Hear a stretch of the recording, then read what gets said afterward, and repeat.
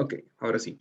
Entonces, en el capítulo 11 de fuerzas intermoleculares, nosotros ya conocemos los estados de la materia, los tres básicos, el estado gaseoso, líquido y sólido.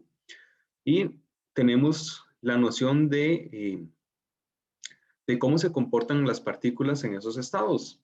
Entonces, en el estado gaseoso, sabemos que son partículas que se mueven muy rápido, partículas muy energéticas y que están muy separadas entre sí.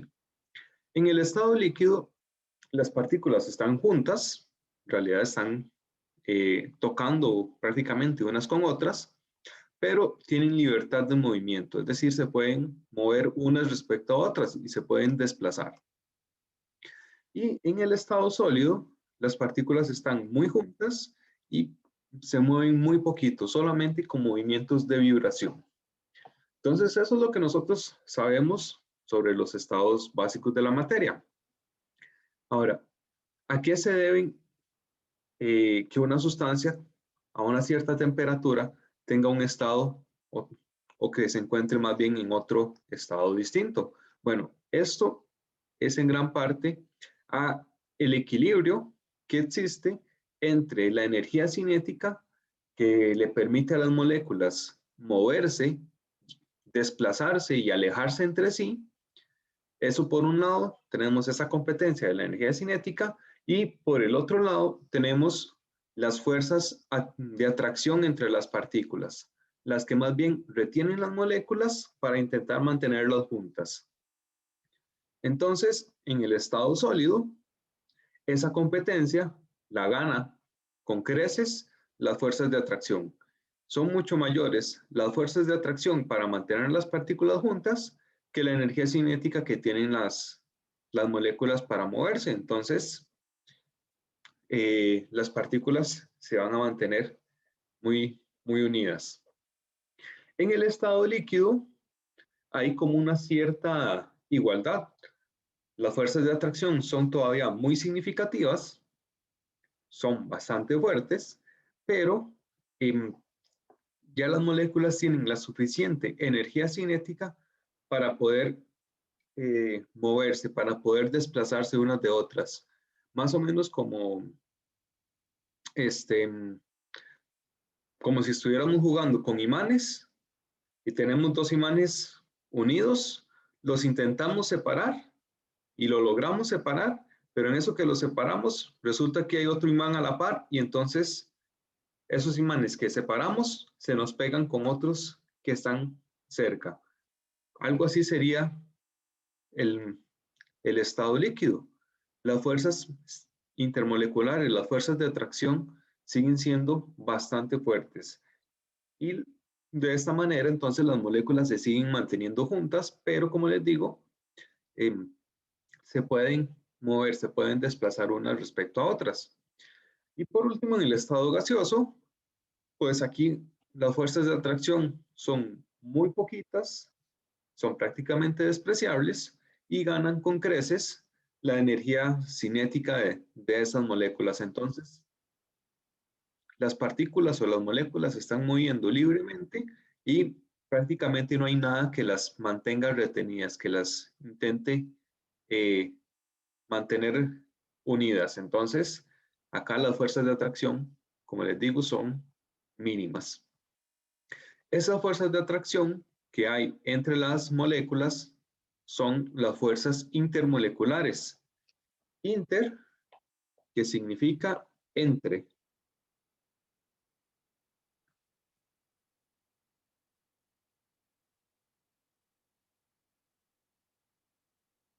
Intermoleculares, entonces, esto es entre moléculas. Y hay que saber diferenciarlo de las fuerzas que son intramoleculares. Ven que los nombres son muy parecidos, entonces se puede confundir. Intra significa dentro o adentro. Entonces, las fuerzas intramoleculares son las que están dentro de una misma molécula. Las que a nosotros nos interesan, por ahora, son las fuerzas intermoleculares, las fuerzas que se dan entre moléculas distintas. Entonces, esa es una pequeña aclaración.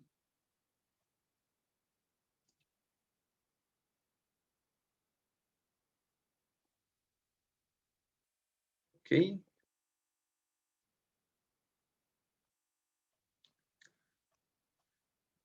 muy bien. Entonces, hay varios tipos de fuerzas intermoleculares, que es lo que vamos a ir viendo, y también cuál es la fuerza relativa de cada uno de esos tipos de fuerzas intermoleculares. Entonces, de primero tenemos un gran grupo que son las fuerzas de Van der Waals, que estas son las fuerzas de atracción entre moléculas, que una molécula puede ser solamente un átomo o puede ser un compuesto ya más complejo. Todas las fuerzas de atracción que no involucren iones. Y hay varios tipos de fuerzas de Van der Waals. Normalmente se tiende a confundir un poco lo que son las fuerzas de Van der Waals con las fuerzas de dispersión de London, que son las que vamos a ver a continuación. Pero no, todos estos tipos, dispersión de London, dipolo-dipolo inducido, dipolo-dipolo, todas estas fuerzas son fuerzas de Van der Waals. Siempre que no haya iones de por medio, entonces vamos a estar hablando de fuerzas de Van der Waals. Cuando hay iones, entonces estaríamos hablando de fuerzas iónicas. Entonces, bueno, vamos a ir viendo cada una de estas fuerzas de Van der Waals. La primera que tenemos es la fuerza de dispersión de London. Y esta es la fuerza intermolecular más débil de todas. Es una fuerza bastante, digamos, bastante simple, bastante sencillita y con un poder de atracción bastante pobre. ¿Qué es lo que sucede en una dispersión de London? Bueno, primero que nada, esta es una fuerza que se da entre moléculas no polares. Recuerden que habíamos visto el año pasado, cuando vimos las estructuras de Lewis, vimos cómo determinar si una molécula era polar o no polar a partir de su geometría molecular. Si la geometría era simétrica, si todos los enlaces polares se llegaban a cancelar en el espacio, entonces obteníamos una molécula no polar. Entonces, en la dispersión de London, o más bien la dispersión de London, es la fuerza más importante en las moléculas no polares. Aquí hay algo, una acotación importante. Las fuerzas de dispersión de London están presentes en todas las moléculas.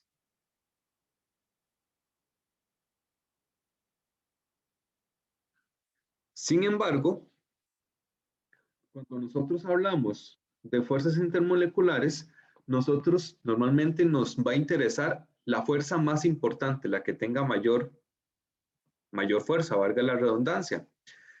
Y resulta que para las moléculas no polares, la única fuerza que tienen es la fuerza de dispersión de London. Entonces, esta va a ser la fuerza intermolecular más importante de las moléculas no polares. Ahora, ¿cómo es que funciona la dispersión de London? Para esto voy a ayudarme del GIF, de la animación. Si nosotros tenemos una molécula o un átomo no polar,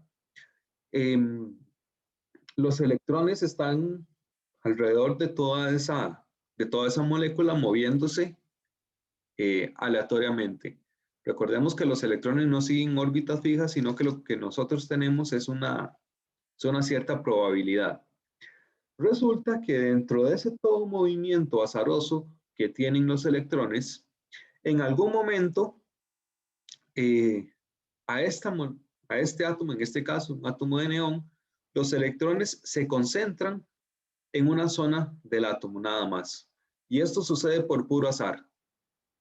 Entonces, esos electrones se concentran en una región del espacio, del átomo o de la molécula, y entonces esa esa zona, esa parte de la molécula va a quedar cargada parcialmente con una carga parcial negativa. ¿Y qué sucede? Bueno, si hay una zona del átomo que está parcialmente negativo, que está muy cargado de electrones, entonces la otra zona va a estar con poquitos electrones y por lo tanto va a tener una carga parcial positiva. Entonces, esto es lo que sucede en el primer átomo. Pero, como hay átomos o moléculas alrededor, si nosotros, o sea, acá más bien se genera una carga parcial negativa, recordemos que cargas iguales se repelen y cargas opuestas se atraen. Entonces, esta carga parcial negativa lo que me hace es repeler los electrones del átomo que está cercano. Entonces, en ese otro átomo también se genera una concentración de los electrones en el lado opuesto y por lo tanto el otro lado más cercano al primer átomo o a la primera molécula va a quedar un poquito más libre, más descargado de electrones y por lo tanto con una carga positiva. Entonces, acá donde tenemos esta carga parcial positiva y esa carga parcial negativa, entonces se nos genera una atracción. Esa es la fuerza de dispersión de London. Ahora, esta es una fuerza que se da por puro azar por el movimiento de los electrones. Entonces es una fuerza muy momentánea que se va en menos de un chasquido de los dedos. Entonces, se genera la carga parcial negativa, me genera en las moléculas alrededor un dipolo instantáneo, es como se le llama. Acá entonces estamos generando un dipolo instantáneo. ¿Por qué un dipolo? Porque vamos a tener tanto el polo positivo como el polo negativo. Entonces, aquí es donde tenemos los dipolos, cuando tenemos las dos cargas parciales opuestas, y instantáneo porque sucede en un momento del tiempo y luego desaparece. Entonces, por eso es que esta es la fuerza más débil de todas, porque son fuerzas momentáneas, que en un abrir y cerrar de ojos ya desaparecen.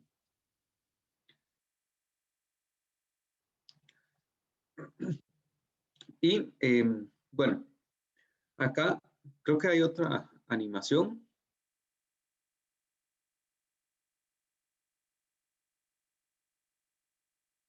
Que puedo borrar esto. Bueno, veamos primero la imagen de la izquierda. Acá lo tenemos con moléculas, entonces se genera un dipolo instantáneo en las moléculas del centro. Vamos, okay. Vamos a verlo ahí, a ver si lo logro detener. Ok, se forma el dipolo instantáneo y ese dipolo instantáneo me genera dipolos instantáneos en las moléculas adyacentes. Pero pasa un instante del tiempo, perdón, pasa un instante del tiempo y ese dipolo vuelve a desaparecer. Ahora, después de otro tiempo, puede ser que en otra molécula se vuelva a generar ese dipolo momentáneo y, y se repite el proceso. El dipolo momentáneo, entonces, me genera dipolos instantáneos en las moléculas adyacentes. Y esta es se da una transmisión en cadena. Y para esto vamos a ver el GIF de la animación de la izquierda. Tenemos una molécula con un dipolo instantáneo. Vamos a ver si aparece otra vez. Una molécula con un dipolo instantáneo me genera un dipolo en otra molécula y ese dipolo se transmite hacia las otras moléculas adyacentes. Pero es un dipolo, como les digo, momentáneo. Entonces es una fuerza muy débil porque es no es constante. Se da al azar y por periodos, por intervalos muy cortos de tiempo.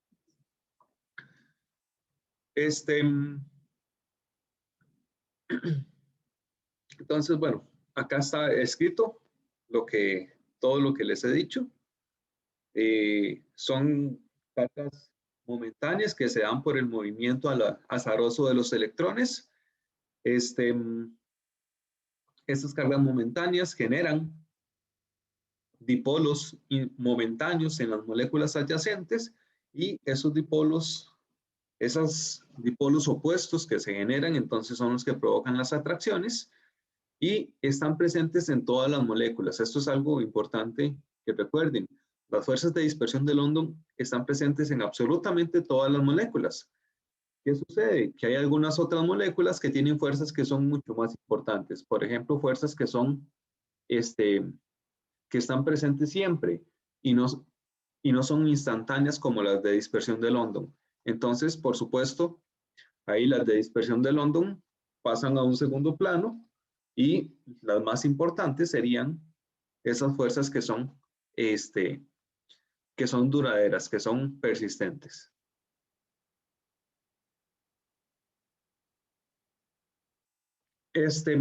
Ahora, algunas características de las fuerzas de dispersión de London o de las moléculas donde se presentan las fuerzas de dispersión de London. Entre mayor sea la masa molar de un átomo o de una molécula, eso implica que mayor será su volumen. Entonces, hay más probabilidad de que se forme un dipolo instantáneo. Y eso es a lo que se le llama la polarizabilidad. Cuando ustedes intentan decirlo por primera vez, probablemente les haga un trabalenguas, pero pueden practicarlo. Polarizabilidad. La polarizabilidad es la facilidad con que la nube electrónica de una molécula se distorsiona para generar un dipolo. O qué tan fácil se pueden generar esos dipolos instantáneos. Traducido al español cristiano. Entonces, en una molécula muy pequeñita, o un átomo muy pequeñito, resulta que los electrones, bueno, no hay tantos electrones y los electrones están como muy cercanos.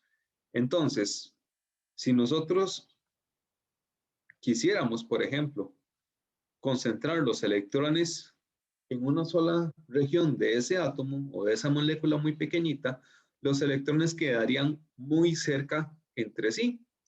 Y los electrones que tienen carga negativa se van a repeler. Entonces, esta situación va a ser muy poco probable. O sea, es muy difícil generar el dipolo en átomos o en moléculas pequeñas.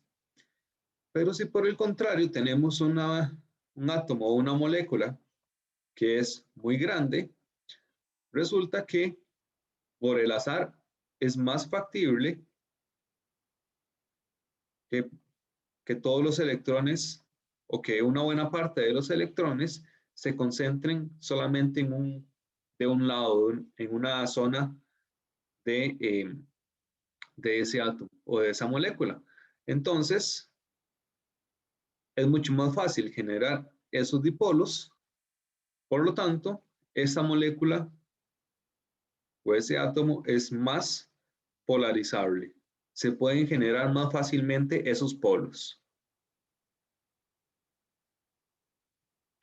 Y esa es la polarizabilidad, la facilidad con la que se pueden generar esos dipolos. Luego, en moléculas orgánicas, que ya hemos visto un poco de moléculas orgánicas, y ustedes también han trabajado un poquito por lo menos una molécula orgánica para la extra clase, la polarizabilidad es mayor en moléculas lineales y por lo tanto las fuerzas intermoleculares de dispersión de London son mayores cuando estamos hablando de moléculas lineales respecto a moléculas que no son lineales o ramificadas. En estas moléculas ramificadas tienen una geometría un poco más esférica, entonces eso disminuye los posibles puntos de contacto entre diferentes moléculas y eso también disminuye la posibilidad de que hayan interacciones de dispersión de London. Entonces, bueno, por ejemplo, vamos a pensar en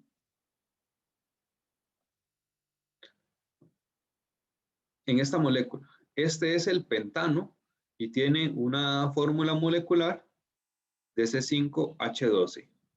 Si nosotros acomodamos o tenemos varias moléculas de pentano,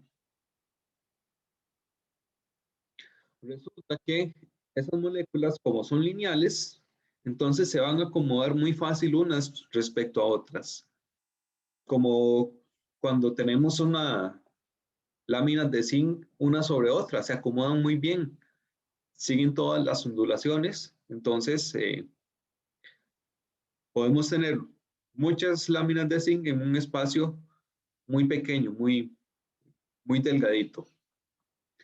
Acá entonces vamos a tener toda esta zona de contacto entre una molécula y otra. Entonces, si se me genera un dipolo instantáneo en esta zona, muy probablemente vamos a tener una molécula adyacente o más de una molécula adyacente que tenga o que esté bastante cercana a esa zona donde se generó el dipolo y por lo tanto vamos a tener la transmisión muy efectiva de eh, de esos dipolos instantáneos. Ahora, si tenemos una molécula ramificada, como esta de acá, sigue teniendo la misma fórmula molecular C5H12, pero ¿qué sucede cuando nosotros tenemos muchas moléculas juntas? Resulta que por esa ramificación, la estructura ya es un poquito más esférica. Entonces yo no puedo empaquetarlo también. Yo no puedo acomodar eso también, esas moléculas. Entonces, por ejemplo, si ocurre un dipolo instantáneo en esta zona de la molécula, pues esa zona ya está un poquito más lejana a las moléculas adyacentes para poder transmitir ese dipolo instantáneo. Por lo tanto, las fuerzas de dispersión de London se hacen más pequeñas o son menos importantes. Hay menos cantidad de fuerzas de dispersión de London cuando hablamos de moléculas ramificadas respecto a las moléculas lineales. Entonces, vean que acá tenemos dos situaciones que nos cambian digamos, la fuerza relativa de las fuerzas de dispersión de London.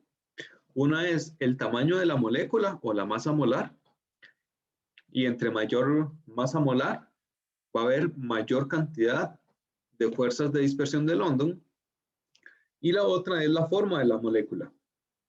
Si es una molécula lineal, va a tener mayor cantidad de fuerzas de dispersión, de London respecto a una molécula que sea ramificada. ¿De acuerdo? ¿Alguna pregunta con dispersión de London?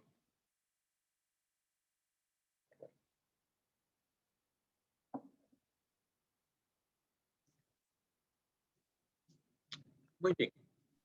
Profe, Ajá. entonces, sin excepción, cualquier molécula lo va a tener, digamos, cualquier compuesto. Sí, cualquiera tiene dispersión de London. Es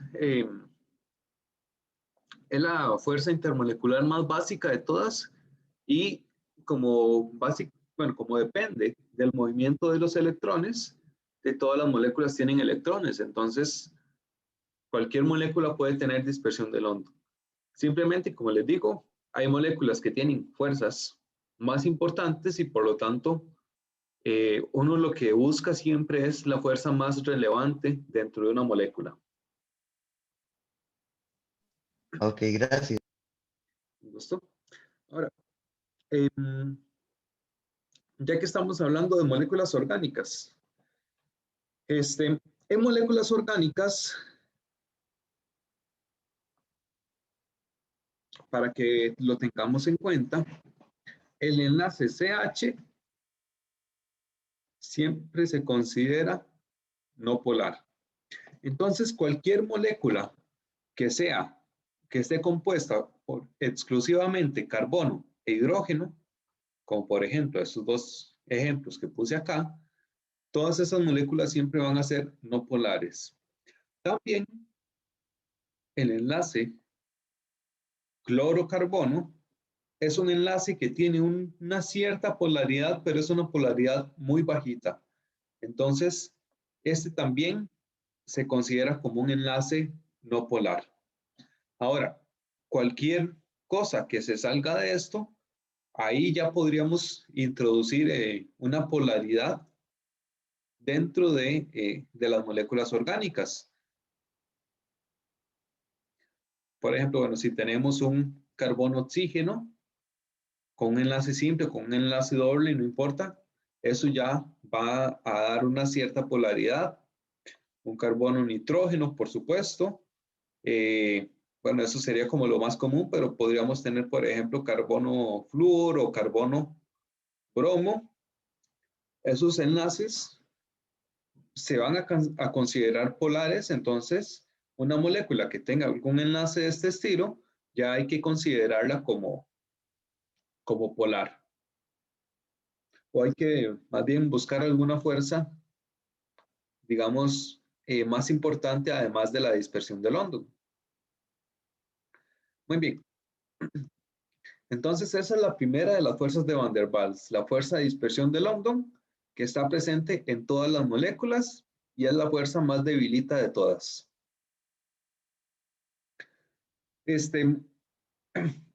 Bueno, aquí como un medio paréntesis, las fuerzas intermoleculares están relacionadas con el punto de ebullición. ¿Por qué? Recordemos lo que les mostré al inicio. Nosotros tenemos en el estado líquido las moléculas juntas, pero que se pueden mover entre sí. Y cuando nosotros llegamos al punto de ebullición o cuando pasamos del estado líquido al estado gaseoso, tenemos que separar las moléculas por completo.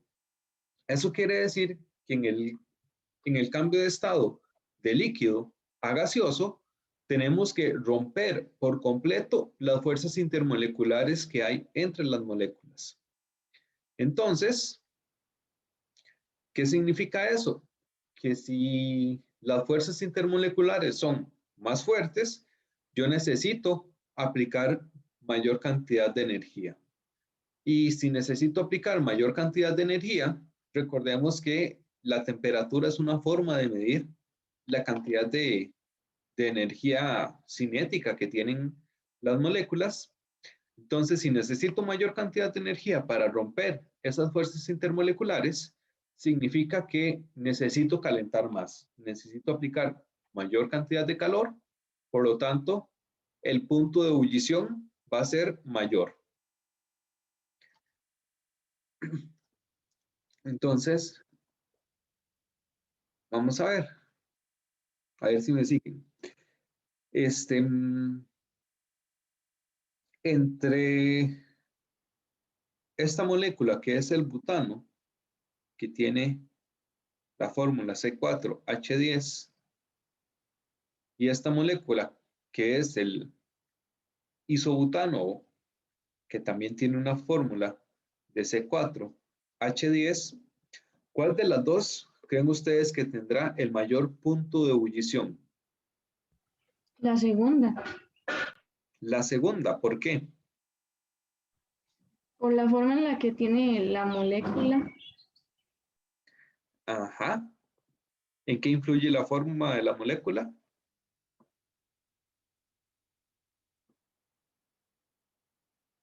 Ah, no, profe, perdón. Es la primera porque es lineal, entonces tiene mayor Ah, porcentaje molecular. muy bien, muy exactamente. Si la molécula es lineal, entonces las fuerzas de dispersión de London son más grandes. Y si tenemos mayor cantidad de fuerzas, significa que el punto de ebullición también es mayor. Muy bien. Eh, ok, excelente.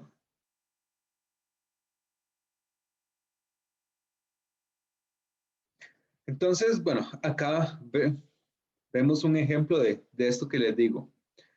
Tenemos la serie de los halógenos. Todas o todos los halógenos elementales son no polares.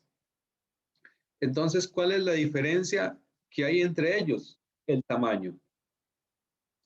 ¿Cuál es la que tiene la mayor cantidad de fuerzas de dispersión de London?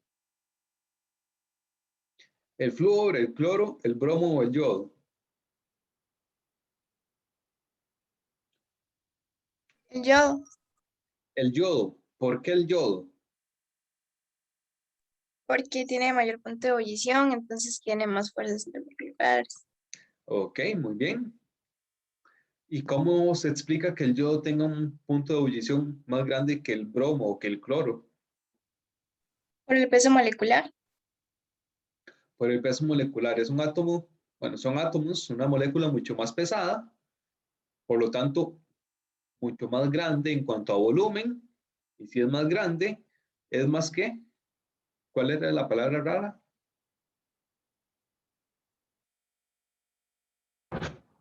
Polarizabilidad. Muy bien, es más polarizable o tiene una mayor polarizabilidad. Muy bien. Acá lo podemos ver, bueno, también con la serie de los gases nobles, a mayor volumen o mayor tamaño, el punto de ebullición aumenta porque se necesita más energía para romper esas fuerzas intermoleculares. Y, bueno, un ejemplo parecido, el pentano, que es una molécula lineal, tiene un punto de ebullición más alto que el no pentano, que tiene la misma fórmula molecular, pero una estructura tridimensional más esférica y por lo tanto con menos fuerzas de dispersión de London.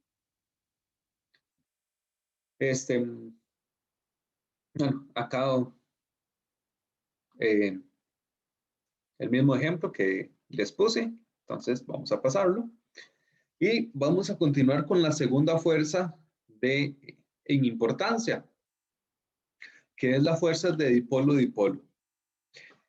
En la fuerza de dipolo-dipolo va a ser una fuerza también de Van der Waals, pero es una fuerza intermolecular que está o que se da en moléculas polares. ¿Por qué? En las moléculas polares nosotros tenemos eh, un dipolo constante, tenemos un dipolo que siempre va a estar ahí, que no desaparece. Entonces, ese dipolo que está siempre presente, pues va a interaccionar con los dipolos de las moléculas adyacentes que también están siempre presentes. Entonces tenemos fuerzas eh, que son constantes, ya no momentáneas como en las fuerzas de dispersión de London, sino que en este caso siempre van a estar ahí. Esas fuerzas de atracción o de repulsión siempre van a estar por ahí presentes.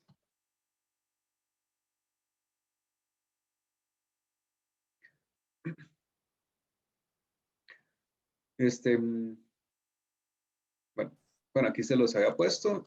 Son moléculas que están, eh, sean moléculas polares, atracciones entre polos opuestos y se da, bueno, sí, Rubén, dígame.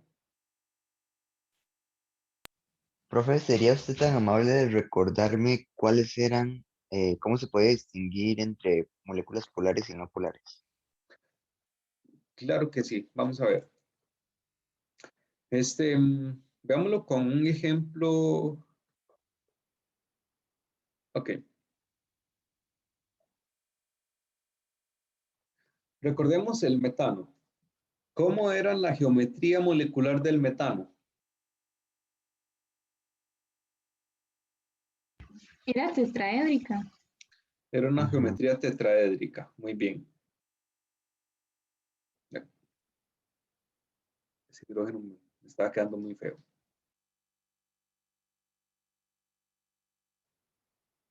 Ok, bueno, acá ya les mencioné, el enlace carbono-hidrógeno es muy poco polar, pero en el metano,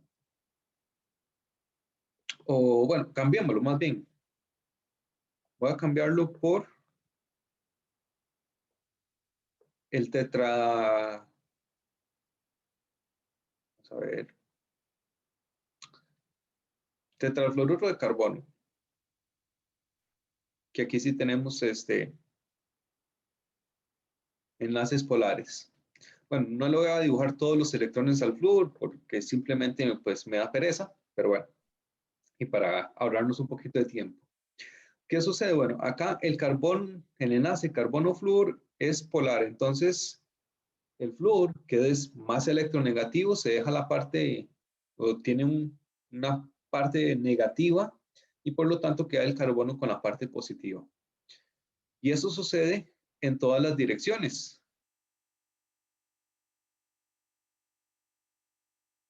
El carbono tiene la parte positiva del enlace polar y el flúor la parte negativa. ¿Qué sucede? Que tridimensionalmente esto lo podemos trabajar como vectores. Como es una geometría simétrica, resulta que estos vectores se van a cancelar. Acá tenemos, por ejemplo, un vector que va completamente hacia arriba en el eje Z y tenemos tres vectores que van parcialmente hacia abajo en el eje, bueno, Z negativo sería. Entonces, lo que está hacia arriba, en el Z positivo, se cancela con la suma de los tres, que va a ser, de hecho, un tercio de Z negativo. Cada uno. Entonces, esa polaridad en el eje Z se va a cancelar. Y sucede lo mismo en todos los ejes. Tenemos por acá un cierto dipolo hacia el eje, este sería el X positivo, creo, y se cancela con el que va en X negativo. Y además tenemos otro hacia el frente de acá, en el Y positivo, pero estos otros dos están tirados un poquito hacia atrás por la geometría tetraédrica, que es simétrica. Entonces, en todas las direcciones, esos vectores se me van a cancelar. Entonces, esta es una molécula no polar. A pesar de que los enlaces son polares, de que el carbono y el flúor tienen una diferencia de electronegatividad, a pesar de que esos enlaces son polares, la molécula como un total cancela esa polaridad de los enlaces y por lo tanto tenemos enlaces o tenemos una molécula no polar. Ahora, si nos fijamos en el amoníaco,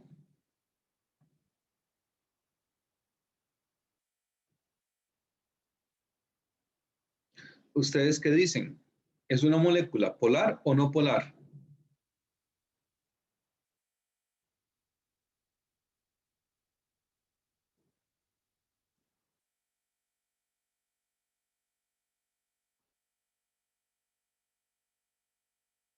Yo diría que no por No polar, ¿por qué? bueno, como a lo que entiendo, vos mencionaste de que el hidrógeno es muy, o sea, no es polar, ¿o no? O No, eso era solo en el caso del carbono. no. Hidrógeno unido a carbono.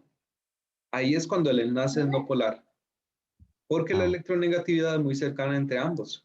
Pero entre nitrógeno e hidrógeno, ya la diferencia de electronegatividad es significativa. Entonces ya tenemos enlaces polares.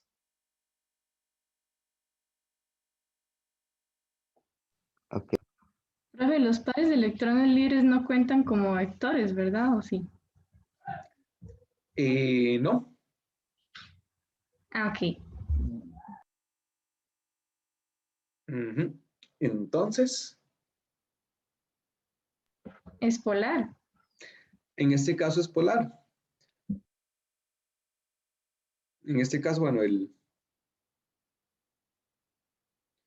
hidrógeno es más electropositivo que el nitrógeno, entonces el enlace o la polaridad va en esta dirección hacia el nitrógeno, pero eh, tenemos una cancelación, digamos, en los ejes, pero hay una polaridad neta de todos hacia arriba. Vean que estos enlaces están como ligeramente, bueno, en una estructura tetraédrica, eh, esos tres enlaces quedan ligeramente hacia abajo. Entonces, no hay nada que me logre cancelar esa dirección de la polaridad que es neta hacia arriba. Entonces, esta molécula tiene una polaridad al final neta que va hacia el nitrógeno. Eh, Podemos ver otro par de ejemplos. El dióxido de azufre y el trióxido de azufre. Si recordamos, bueno, hacemos las estructuras de Lewis y luego la geometría molecular. Para el dióxido de azufre nos queda esta geometría, que ¿cómo se llama?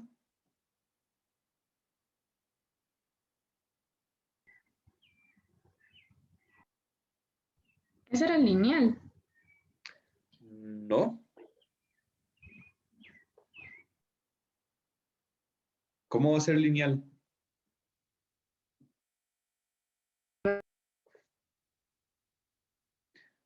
¿Cómo? ¿Se le cortó? Profe, es que tenemos un debate aquí y tal Ajá. vez puede ser el balancín. No, esta es angular. Vean que solamente tenemos sobre el azufre, que es el átomo central, tenemos solamente dos átomos que no están opuestos, sino que están en un cierto ángulo. Entonces esa es la geometría angular. Y para el trióxido de azufre, ¿cuál era esa geometría?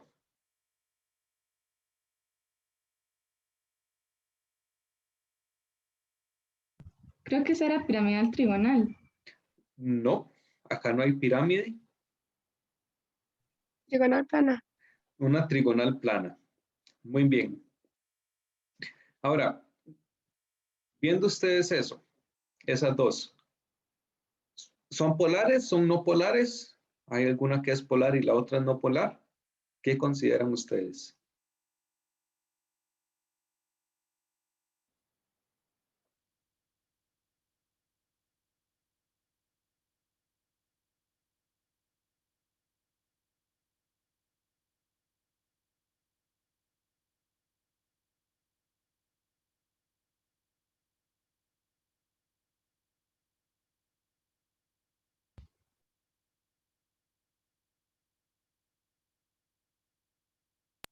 Trigonal plana, profe.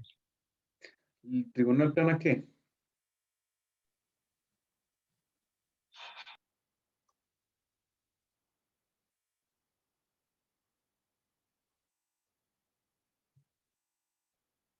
Ok.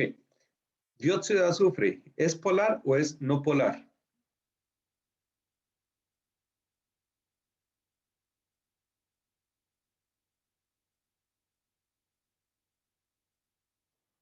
Profe, es no polar.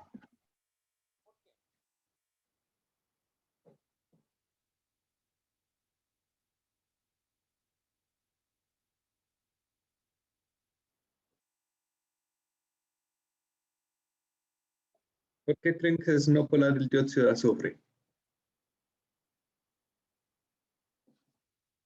Profe, sería polar porque no hay nada que se cancele, digamos.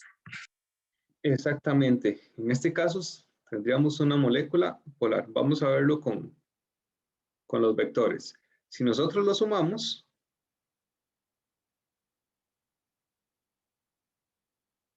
recordemos, bueno, creo que lo tuvieron que ver en física, esto lo podemos descomponer en dos vectores, en las coordenadas.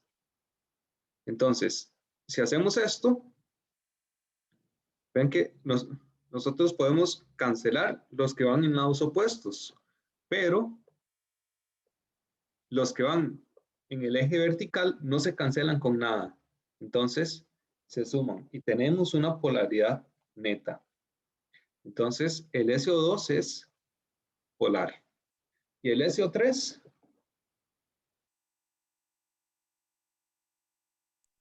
No polar. El SO3 es no polar. Exactamente. ¿Por qué? Porque aquí, ahora sí, bueno, lo descomponemos también.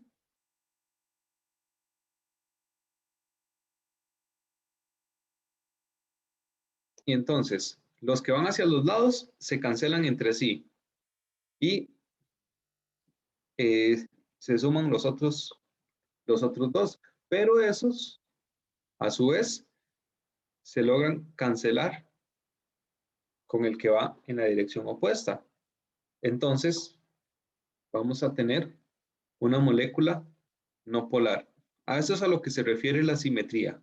Cuando la molécula es simétrica y sus enlaces polares se cancelan, entonces la molécula termina siendo no polar. Muy bien. Entonces, ¿claros con el repaso de polaridad? Sí, profe. Sí, profe. Excelente. Muy bien. Entonces, ¿cuál va a ser la fuerza intermolecular más importante para el SO3?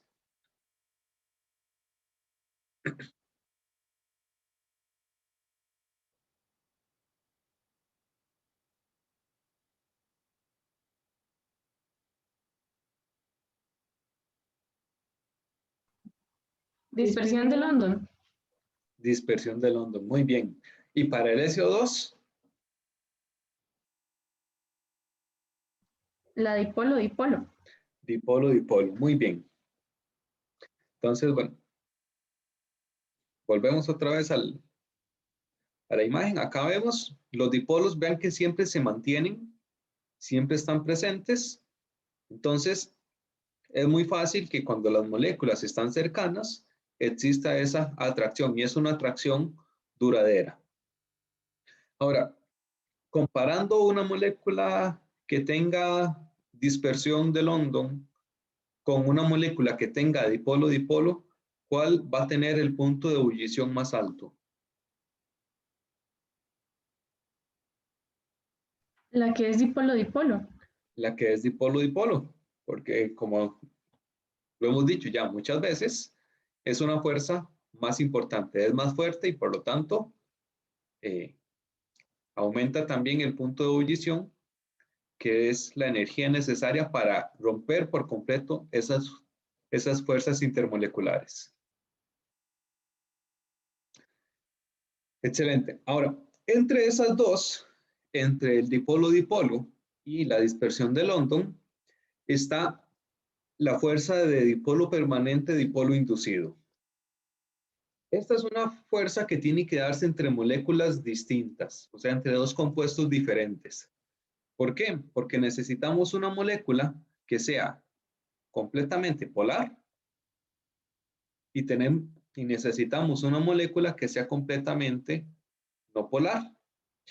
¿Qué sucede en estos casos? El polar, la molécula polar, tiene un dipolo, como ya lo vimos, y ese dipolo, digamos que tiene el mismo efecto que el dipolo instantáneo en la dispersión de London. Si nosotros tenemos un dipolo, me va a promover que la molécula adyacente, que la molécula cercana, tenga un dipolo también. Entonces, esa molécula no polar, cuando está cerca de ese dipolo, va a generar un dipolo inducido, bueno, sería un dipolo instantáneo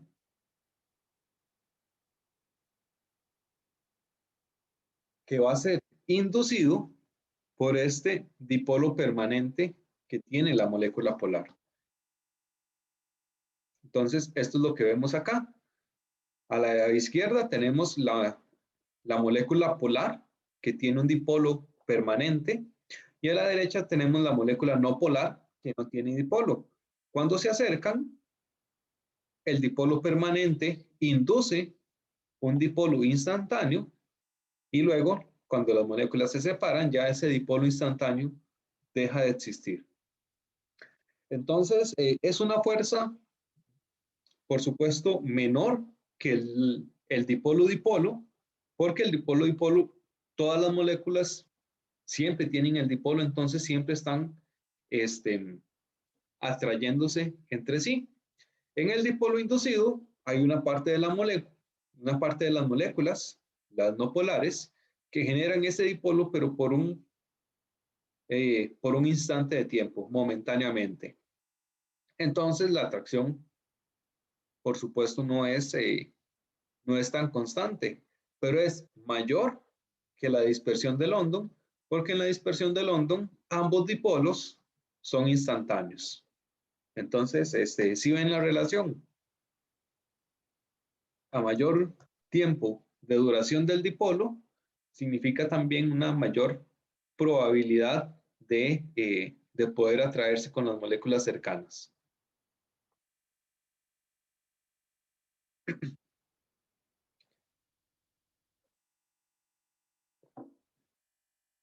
Muy bien. Entonces, lo que les decía, bueno, acá otra imagen para entenderlo. La molécula no polar no tiene dipolo, se acerca a una molécula polar y genera un dipolo instantáneo. Entonces, son atracciones un poquito más, hay más probabilidad de que ocurran las atracciones, de que se generen los dipolos, porque tenemos una fuente, digamos, de dipolo que es la molécula polar. Pero, no son tan fuertes como las dipolo-dipolo, que siempre, que los dipolos siempre están presentes en todas las moléculas. Ok, entonces esas serían, todas las anteriores son fuerzas de Van der Waals. Ahora que tenemos iones, que vamos a introducir iones al medio, entonces ya nos salimos de las fuerzas de Van der Waals. Vamos a empezar con las fuerzas de ion dipolo. En estas fuerzas, por supuesto, vamos a tener un ion, que los iones tienen cargas completas y vamos a tener interacciones con dipolos, que lo que tienen son cargas parciales. Las cargas parciales que también las representamos con un delta.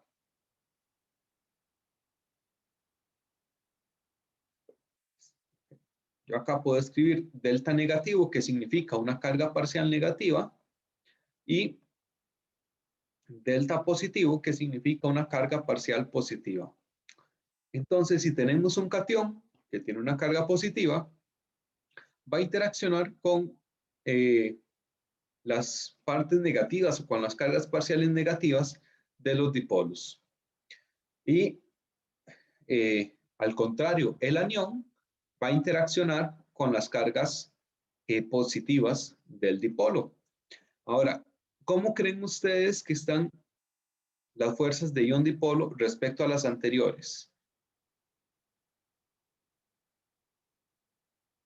Por ejemplo, respecto al dipolo inducido o a las fuerzas de dipolo, ¿cómo serán las fuerzas de ion dipolo? ¿Serán más fuertes, más débiles? ¿Estarán por ahí en medio?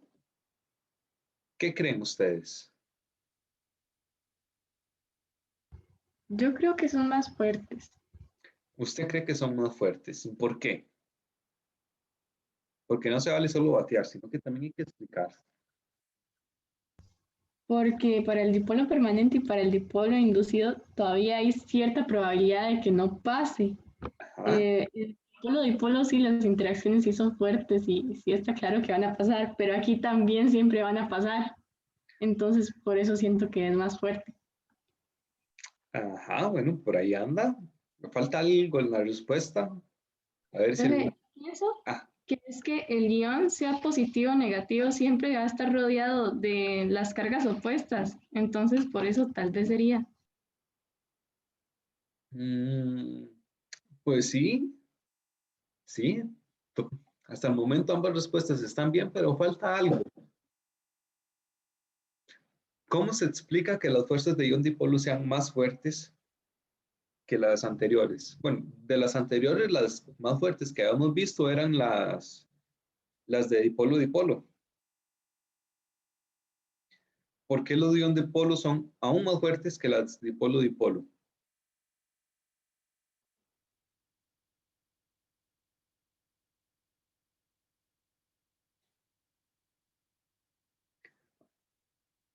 Ok, vamos a ver, eso tiene un poquito que ver con la naturaleza de los dipolos. Ok, si nosotros tenemos un dipolo, entonces tiene una carga parcial negativa y una carga parcial positiva. Y va a interaccionar con las moléculas adyacentes que también tienen cargas parciales positivas y negativas. Entonces, acá se nos va a generar una atracción entre una carga parcial negativa y una carga parcial positiva. ¿Qué sucede en las fuerzas de ion dipolo? En una fuerza de ion dipolo, por ejemplo, si es un catión,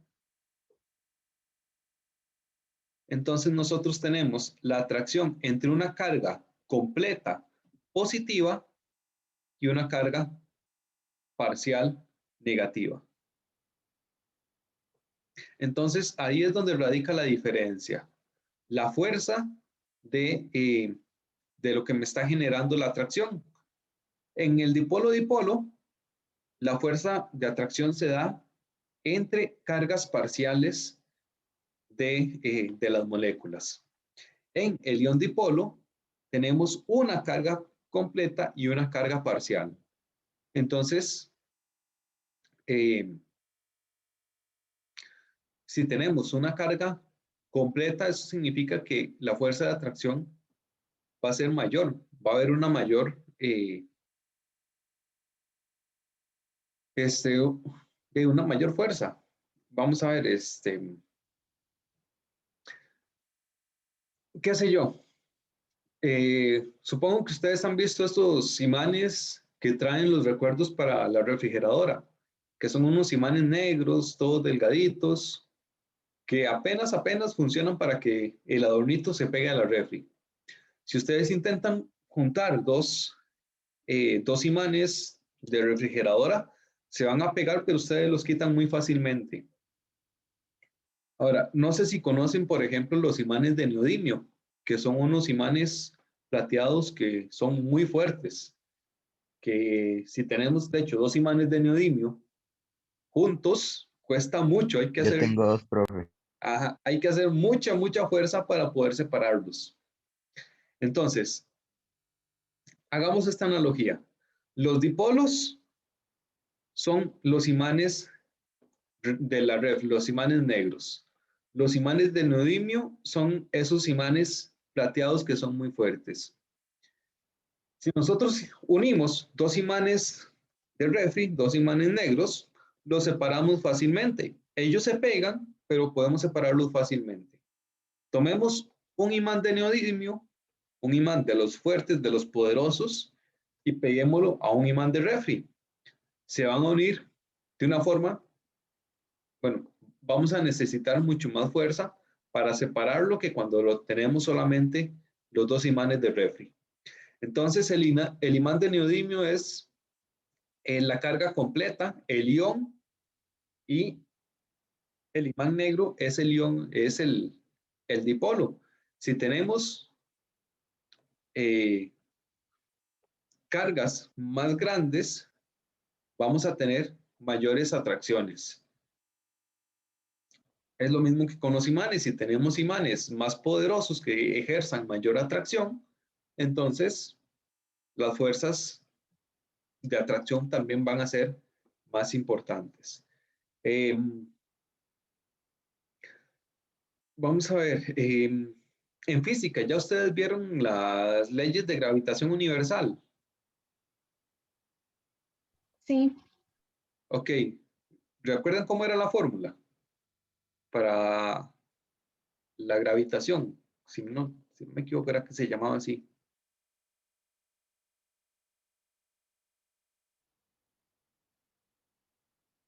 La fuerza de atracción gravitacional. ¿Cómo era la fórmula de la fuerza gravitacional? era que la fuerza es igual a la constante gravitacional por m1 por m2 entre r al cuadrado. Ajá, muy bien. Bueno, no sé si han visto la fuerza, bueno, el electromagnetismo, pero acá sucede, bueno, la fórmula es muy similar. La fuerza de atracción electromagnética es igual a una constante que en este momento no me acuerdo el nombre, entonces le voy a poner K por la carga 1 por la carga 2 entre la distancia al cuadrado. Entonces, la fuerza que ocurre en esa atracción es directamente proporcional a las cargas. En los dipolos, las cargas son parciales, son fracciones. En una fuerza y un dipolo, hay cargas completas, o por lo menos uno de los términos es una carga completa. Eso significa que vamos a tener una fuerza de atracción mayor. ¿De acuerdo? ¿Me explico? Sí, profe. Muy bien. Entonces, estas son las fuerzas de ion dipolo.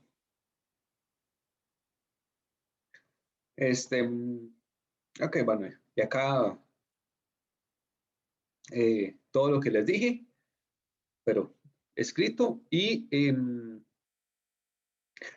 los iones, la parte iónica de las fuerzas de ion dipolo, normalmente provienen de electrolitos, que pueden ser ya sean sales o, por ejemplo, ácidos que se pueden separar en sus iones.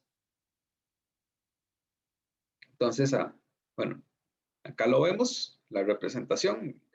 Es lo mismo si el ion se acerca a una molécula, entonces va a existir esa interacción con la parte opuesta, con la carga opuesta de la molécula respecto a la carga que tenga ese ion. Ahora, bueno, tenemos también el puente de hidrógeno, que el puente de hidrógeno en realidad es un tipo muy especial de interacción dipolo-dipolo. Pero es un tipo muy especial del dipolo-dipolo y es una fuerza también mucho más fuerte que el dipolo-dipolo. Ahora, el puente de hidrógeno, para que nosotros tengamos este tipo de interacción, nosotros necesitamos el oxígeno unido a un cierto elemento que le... Perdón, no es el oxígeno, es el hidrógeno. El hidrógeno unido por un enlace a un cierto elemento que le voy a poner X, que ese cierto elemento puede ser nitrógeno, oxígeno o flúor, el NOF, que como ustedes verán son los elementos que están arriba a la derecha, los elementos más electronegativos. Y además, los elementos que son muy pequeños. Ahora, el puente de hidrógeno se genera entre el hidrógeno que está unido a alguno de esos tres elementos y otra vez alguno de esos tres elementos en otra molécula. Entonces, cuando nosotros tenemos esta situación, es cuando acá se genera el puente de hidrógeno.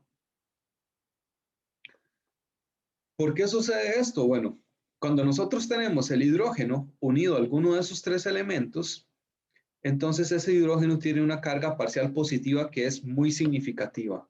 Y eso está relacionado también porque este átomo es muy electronegativo y muy pequeñito.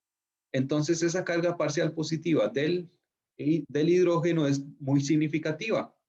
Es una carga parcial bastante grande. Y bueno, por la misma explicación, entonces ese otro elemento tiene una carga negativa también, una carga parcial negativa bastante significativa. Por lo tanto, otra vez, la fuerza depende de la magnitud de las cargas.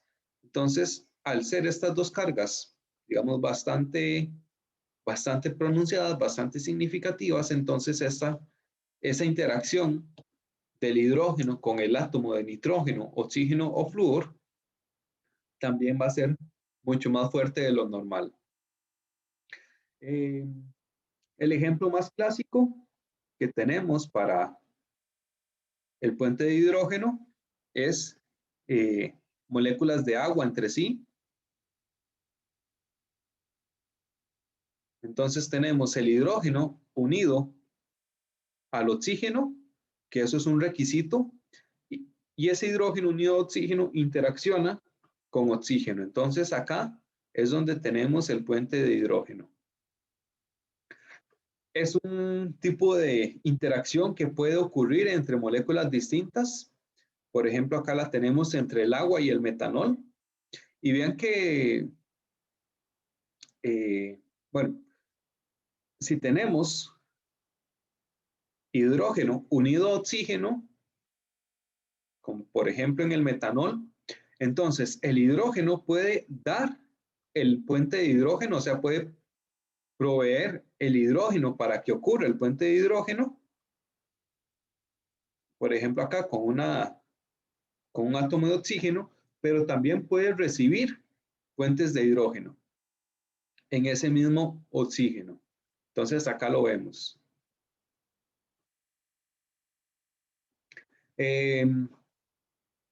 Estas interacciones de puente de hidrógeno son precisamente las que mantienen unidos el ADN en las bases nitrogenadas. Recordemos que las bases nitrogenadas se unen, a ver si me acuerdo bien, si no ustedes me corrigen, guanina con citosina y adenina con timina. Entonces, adenina y timina se unen por 2 enlaces. Guanina y citosina se unen por 3 enlaces. Esos enlaces, bueno, no son enlaces como tal, sino que son puentes de hidrógeno. Entonces, acá lo vemos. Esos 3 enlaces o esas 3 uniones en realidad son 3 puentes de hidrógeno que ocurren entre las 2 moléculas. Entonces, confirmemos los requisitos. Tenemos un hidrógeno que está unido a alguno de los 3 átomos, nitrógeno, oxígeno o flúor, y interacciona con alguno de esos 3 átomos de otra molécula, en este caso el oxígeno. Muy bien, esto califica como un puente de hidrógeno. Hidrógeno unido a alguno de los 3 átomos, en este caso un nitrógeno, interacciona con alguno de esos 3 átomos. En este caso es un nitrógeno. Es un puente de hidrógeno. Y en el otro tenemos un hidrógeno unido a alguno de los 3 átomos, que es, en este caso, un nitrógeno, interacciona con alguno de esos 3 átomos, que es un oxígeno. Entonces, tenemos puente de hidrógeno. Ahora, muy bien. Vamos a ver otro ejemplo. Les pregunto, la acetona. Ese carbono me quedó un poco raro. La acetona, que tiene esta estructura, ¿tendrá o no puente de hidrógeno cuando está solamente las moléculas de acetona?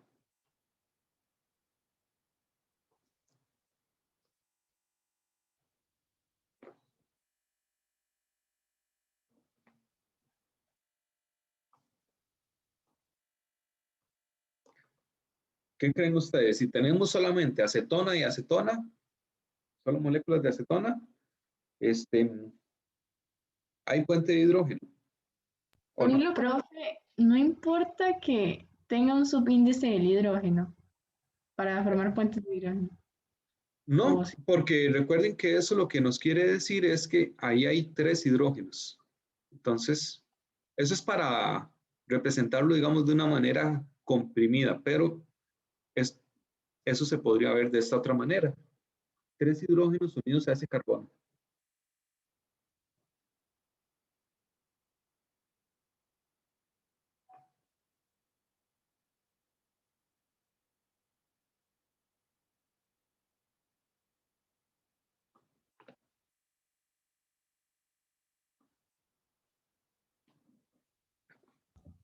En ese caso yo creo que sí, profe, Si son dos moléculas, sí se podría. ¿Por qué? porque hay hidrógeno y oxígeno. Y si usted coloca el hidrógeno de una acetona con el oxígeno de la segunda, entonces ahí hay un puente. Ajá, muy bien, pero ahí está el error. Recordemos que son 2 requisitos.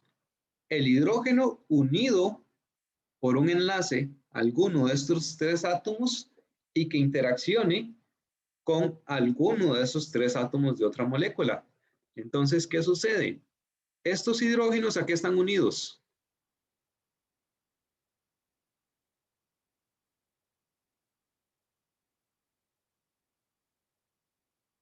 Aparte del carbono, a nada. Exacto, los hidrógenos están unidos al carbono, solo pueden estar unidos a un átomo.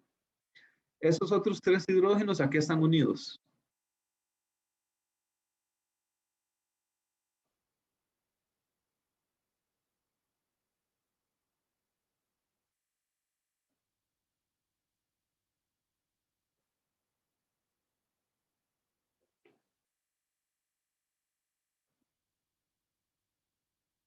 A ver, no me dejen en el aire.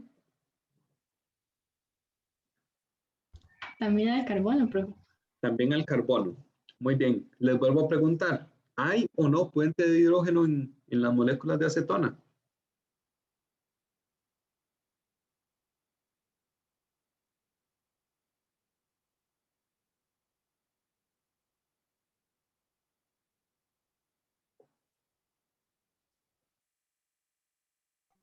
No, No, porque no cumple el primer requisito, que es que el hidrógeno tiene que estar enlazado con alguno de esos 3 átomos. Si no cumple ese requisito, pues entonces no hay puente de hidrógeno en esta molécula. Ahora, si no hay puente de hidrógeno, ¿cuál sería la fuerza intermolecular más importante de la acetona?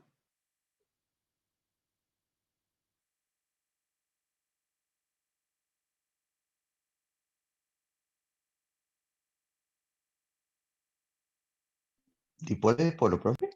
Sería un dipolo-dipolo. Tenemos un dipolo acá por culpa del oxígeno, entonces ese dipolo entonces va a ser el que predomine. Ahora, muy bien, cambiamos un poquito las cosas.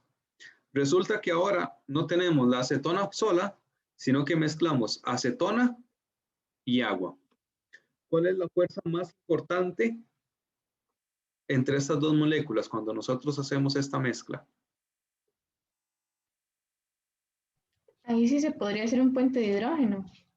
Aquí sí podríamos tener un puente de hidrógeno, muy bien, porque tenemos el hidrógeno unido al oxígeno y ese hidrógeno puede interactuar con el oxígeno de la acetona. En este caso, este oxígeno solamente puede recibir puentes de hidrógeno, pero por ese hecho de que pueda recibir, entonces podemos tener la interacción de puente de hidrógeno entre el hidrógeno del agua y el oxígeno de la acetona.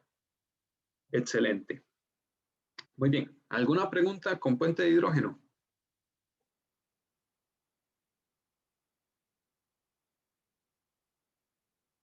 Profe, las fuerzas de ion dipolo son más fuertes que las de puente de hidrógeno.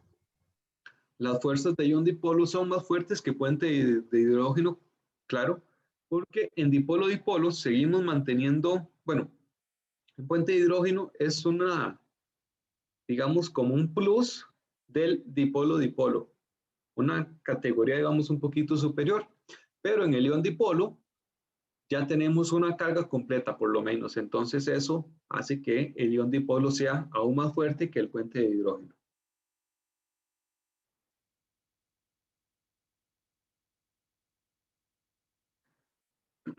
Muy bien. Entonces, bueno, acá toda la parte escrita de lo que les acabo de decir. Nada más recordar esas dos reglas principales. El átomo de hidrógeno tiene que estar enlazado al NOF, o sea, nitrógeno, oxígeno o flúor, e interacciona con otro átomo que sea parte del NOF, nitrógeno, oxígeno o flúor.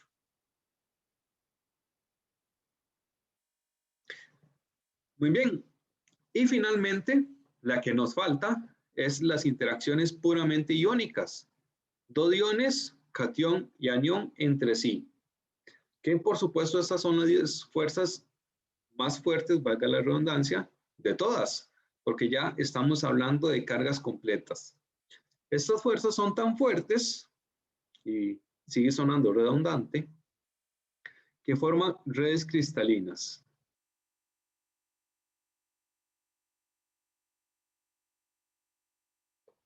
Entonces, por ejemplo, en la sal, la sal de cocina que usamos para cocinar, esos granitos de sal en realidad son cubitos que por dentro tenemos una red cristalina enorme donde tenemos interacción en las tres dimensiones entre los átomos de cloro negativos y los átomos de sodio positivos. Y esas interacciones son tan fuertes que pues vamos acomodando los átomos en forma de redes y formamos cristales que, recordemos, bueno, para compuestos iónicos, una de las características es que tiene puntos de fusión y ebullición altos. Y nosotros ya vimos que hay una relación entre el punto de ebullición principalmente y la fuerza de las interacciones intermoleculares.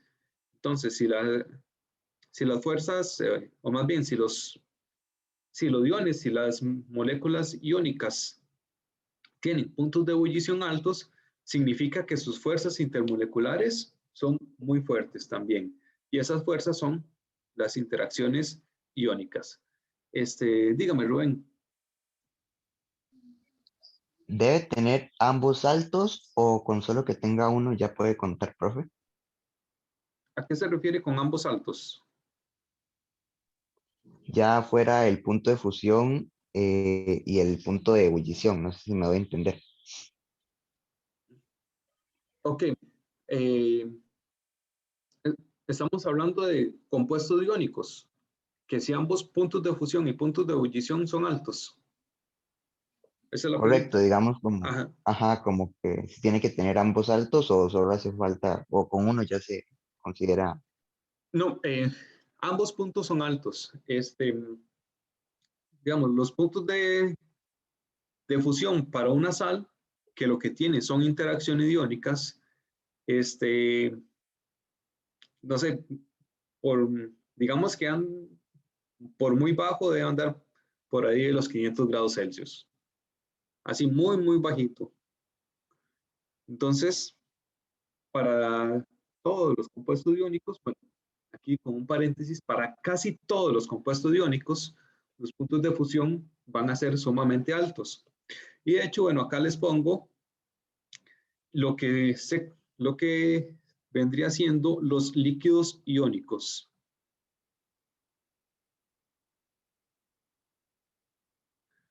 Que estos son sustancias líquidas, por lo tanto, no se cumple lo de los puntos de fusión altos, pero también son iónicos. Entonces, aquí ustedes pensarán, pero el profe me acaba de decir que sí, que ambos son altos. Bueno, esto es una situación, digamos, muy especial, que es algo prácticamente diseñado y creado en el laboratorio. Y lo que sucede con los líquidos iónicos es que no tenemos iones comunes. No tenemos, por ejemplo, sulfatos, no tenemos iones de metales, sino que lo que tenemos son sustancias orgánicas que tienen un ion. Entonces, ven que acá les pongo algunos ejemplos. Siempre, bueno, los compuestos orgánicos, como ya hemos visto, tienden a ser moléculas que, bueno, o pueden ser moléculas sumamente grandes. Entonces, de esto es lo que se vale digamos, esta área de investigación de los líquidos iónicos, que tienen diferentes aplicaciones, que en este momento no me acuerdo de ninguna, pero que sí se están utilizando mucho en investigando y aprovechando sus propiedades iónicas y de que sean sustancias líquidas. Son moléculas muy grandes en volumen, precisamente aprovechando esa parte orgánica, que tienen cationes o aniones. Entonces, tenemos un catión sumamente grande, voluminoso. Tenemos aniones también relativamente grandes, y eso provoca que los puntos de fusión de estas sustancias bajen significativamente, pero se mantengan las fuerzas iónicas o las propiedades de los iones que, bueno, no sé si recuerdan, ¿cuáles eran algunas otras propiedades de las sustancias iónicas, de los compuestos iónicos? ¿Cómo se pueden identificar compuestos iónicos?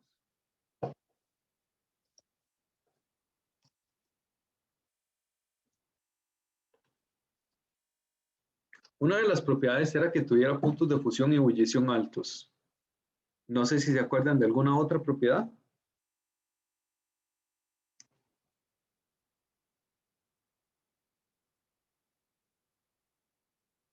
No se acuerdan, qué fácil, se les olvidó la materia. Las sustancias iónicas también conducen la electricidad cuando están disueltas o están fundidas. Entonces, en los líquidos iónicos resulta que no tenemos que fundirlos, no tenemos que elevar mucho la temperatura para pasar al estado líquido, porque a temperatura ambiente ya están en estado líquido.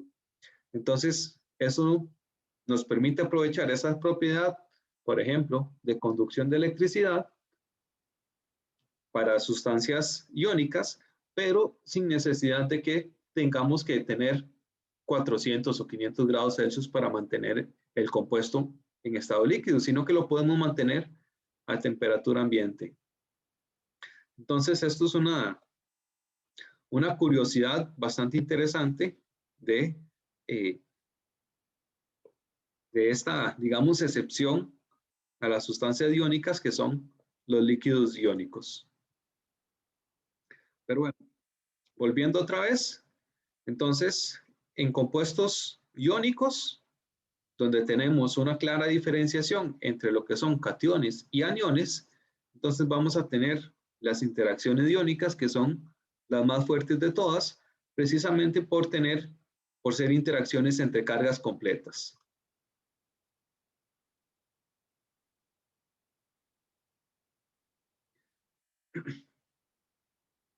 Y bueno, recordar nada más que los cationes se forman por transferencia completa de electrones, entonces vamos a tener cargas completas.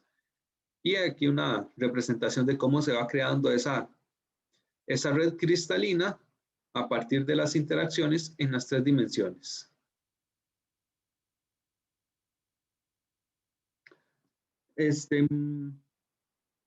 Bueno, les dejo por acá unos cuantos ejercicios para que practiquen, y continuamos la próxima semana con las propiedades que nos generan esas fuerzas intermoleculares. ¿Alguna pregunta final?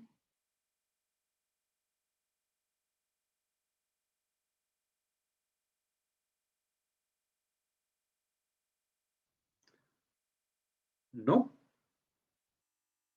Bueno, muy bien, entonces terminaríamos por acá y nos veríamos la próxima semana. Terminamos el capítulo y les dejo el examen. Bueno, hasta luego chicos, que pasen un lindo día.